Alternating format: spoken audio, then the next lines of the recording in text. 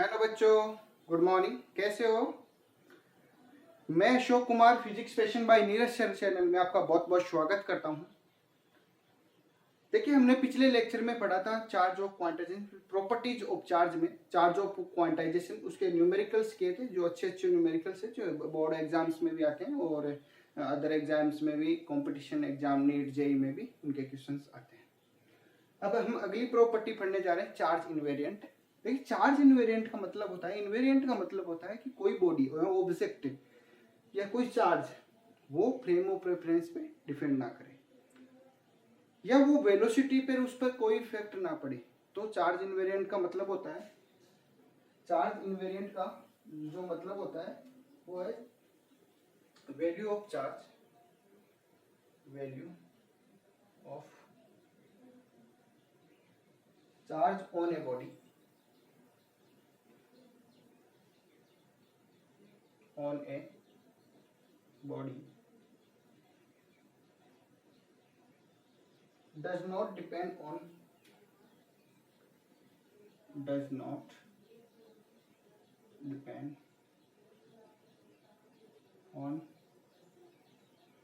frame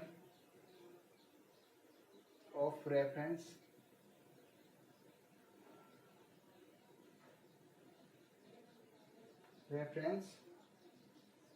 or speed of the body or speed of the body। देखिए, ये कोई body है, ये कोई कार है, मान लीजिए इस पे +2 कूलम चार्ज रखा हुआ है, यह भी रेस्ट में है, ये क्या है, रेस्ट में। अगर इस बॉडी को, इस कार को मैं कुछ वेलोसिटी देता हूँ, इस कार को क्या करता हूँ, वेलोसिटी देता हूँ, तब भी इस पे क्या रहेगा, 2 कूलम। लेकिन जो मास होता है, ये जो मान लीजिए इस बॉडी का जो मास है वो m, इस कार पे जो कुछ m मास रखा हुआ है, इस जो चार्ज है, कोई बॉडी है उसका चार्ज 2 कूलम और उसका मास है m। ये v वेलोसिटी से करेगी तो उसका जो मास है वो तो इनवेरिएंट नहीं होता, वो चेंज होता है, वो एक मतलब चेंजेबल होता है। उसमें एक देखिए ऐसे कुछ, ऐसे ये जो फॉर्मूला है वो रिलेटिव मास का है, लेकिन जो चार्ज है Q, उसके लिए ऐसा कोई फॉर्मूला नहीं है, क्योंकि ये मास है वो चेंज होता है वेलोसिटी के रेस्पेक्ट में, लेकिन ये जो चार्ज है वो चेंज नहीं होता है। तो ऐसा कोई फॉर्मूला चार्ज के लिए नहीं होता है, लेकिन मास के लिए होता है। तो चार्ज इनवेरिएंट का मतलब ये होता है कि कोई भी बॉडी फ्रेम ऑफ रेफरेंस पर डिपेंड नहीं करती, या वेलोसिटी उस ऑब्जेक्ट की या कोई बॉडी की जो वेलोसिटी है उस पर डिपेंड नहीं करती है।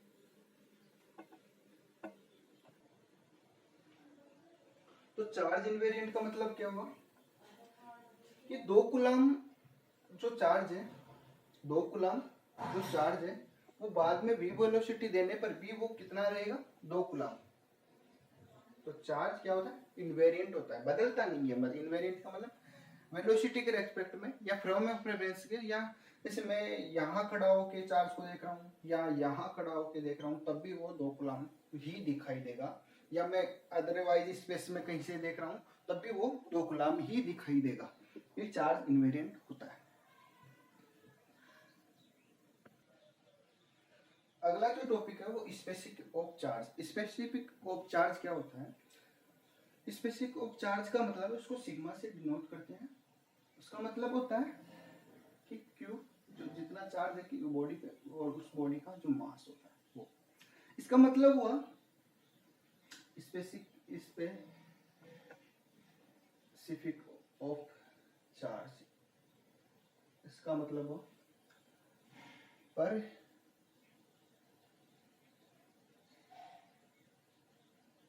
Per unit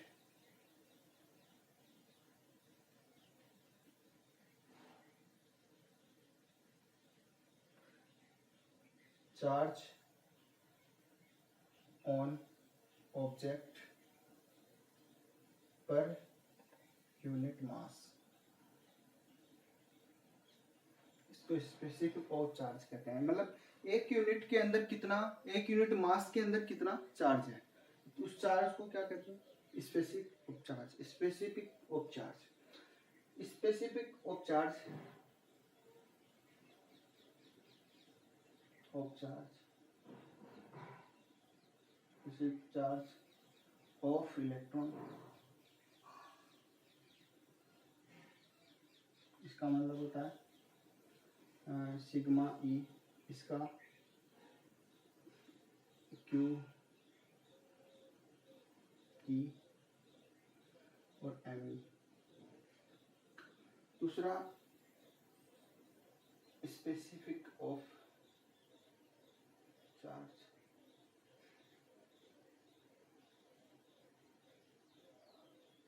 specific charge of proton.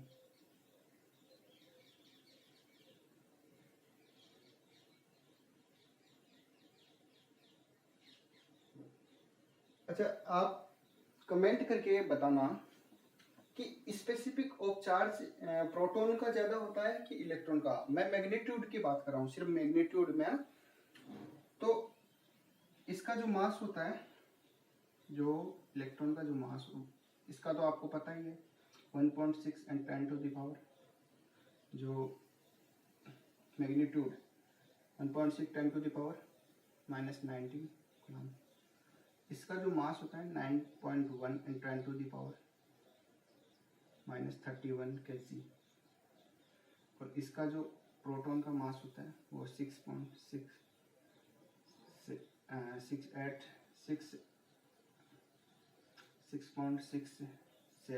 ऐसे कुछ 10 to the power -27।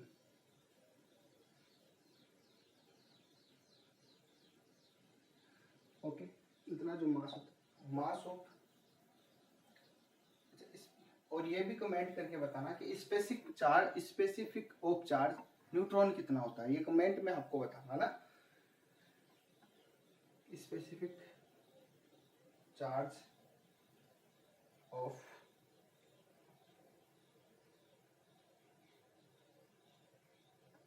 Alpha particle,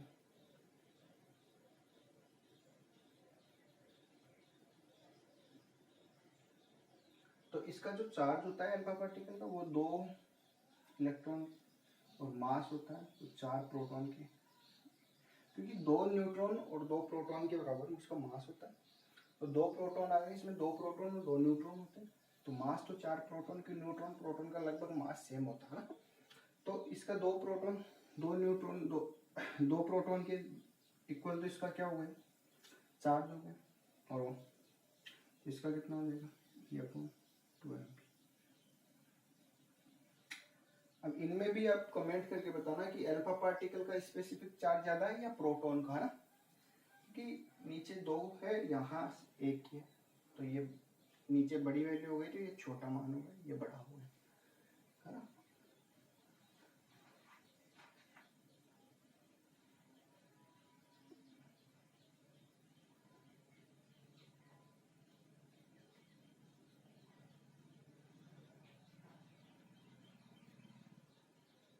अच्छा, एक क्वेश्चन करना चाहता हूँ। कोई चार्ज है Q, उसका जो मास है वो m0 है। कोई Q चार्ज है, Q0 चार्ज है, उसका मास है वो m0 है। ये क्या कर रहा है, ये v वेलोसिटी से मूव कर रहा है। अब धीरे धीरे इसकी वेलोसिटी को क्या करते हैं, इंक्रीज करते हैं। तो मैं क्वेश्चन करना चाहता हूँ, चार्ज क्या होगा इसका, चार्ज क्या होगा इंक्रीज करने से पहले और इंक्रीज करने के बाद, क्या रहेगा, सेम। क्योंकि चार्ज अपने अभी पढ़ी कि चार्ज क्या होता है, इनवेरिएंट। मास क्या होगा, मास क्या होगा, चेंज होगा, है ना।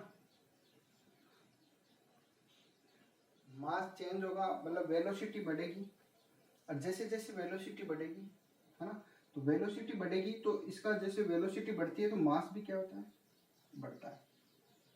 ठीक है। अच्छा स्पेसिफिक स्पेसिफिक चार्ज, इस पे क्या फर्क पड़ेगा, इसको क्या लिख सकते हैं, Q बटा एम नॉट। अगर यहाँ पे देखो Q पर तो कोई इफेक्ट नहीं पड़ रहा, लेकिन वेलोसिटी बढ़ाने पर क्या होता है, मास क्या बढ़ेगा, अरे मास बढ़ेगा तो ये स्पेसिफिक चार्ज क्या होगा, डिक्रीज होगा। और अगर मैं दूसरे केस में बात करूं, ये केस 1 है और ये केस 2 है ना। ये Q नॉट है, चार्ज है, एम मास है, एम नॉट मास है। इसकी जो वेलोसिटी है उसको डिक्रीज करें, पहले काफी ज्यादा वेलोसिटी थी तो चार्ज क्या होगा, सेम होगा, चार्ज पर कोई इफेक्ट नहीं पड़ेगा क्योंकि चार्ज इनवेरिएंट होता है, ये हमने पिछली प्रॉपर्टीज में जस्ट प्रॉपर्टी पढ़ी है इसकी। दूसरा मास क्या होगा, देखो वेलोसिटी बढ़ रही थी तो मास क्या होता है, इंक्रीज हो रहा था, और वेलोसिटी डिक्रीज तो मास भी क्या होगा, डिक्रीज। स्पेसिफिक चार्ज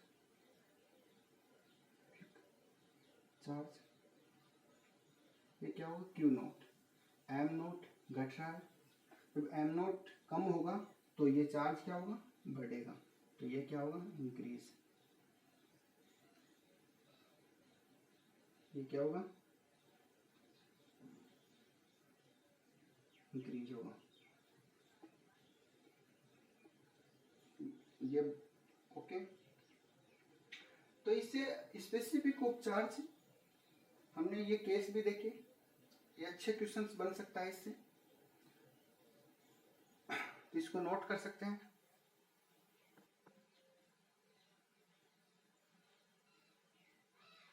हाँ तो हमने चार्ज इनवेरिएंट पढ़ा, स्पेसिफिक चार्ज सिग्मा ये पढ़ा हमने, और इसके कुछ ये 2 केस भी देखे हमने, क्या होता है वो भी पढ़ा। हम नेक्स्ट लेक्चर में अब इसकी अगली प्रॉपर्टीज, इस लेक्चर को यही रोकते हैं। तो अगर आपको ये लेक्चर अच्छा लगा तो लाइक कीजिए, सब्सक्राइब कीजिए, शेयर कीजिए, और कमेंट्स में जो हमने क्वेश्चन पूछे उसके आंसर भी दीजिए। हम अगले लेक्चर में कंजर्वेशन ऑफ चार्ज पे की अगली प्रॉपर्टीज पढ़ेंगे, और उस पे बेस्ड जितने भी क्वेश्चंस नीट जेई और बोर्ड एग्जाम्स में जितने भी क्वेश्चंस बनते हैं उनको करेंगे। Okay, thank you.